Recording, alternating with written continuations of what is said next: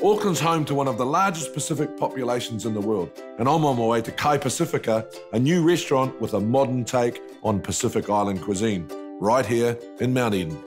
Food is a big focal point for Pacific community. It's what we come together over, it's what we celebrate.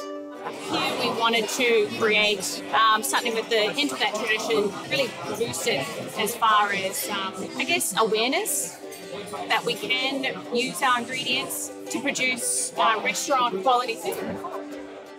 It's just soy sauce mixed with a little bit of liquid smoke, just to help sort of bring out the smoke, and that way we get the flavour of hickory through the liquid smoke and manuka through the actual smoking.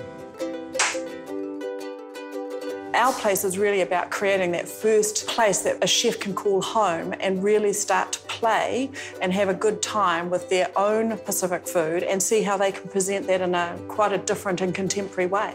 Since we've changed the menu, we've had different people come in, and people who've travelled the world, and they're saying that our food at the moment is just as good as anywhere else in the world.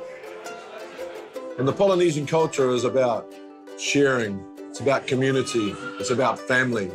And you know what? That, for me, sums up the word love. And you can taste it in this food. Amazing.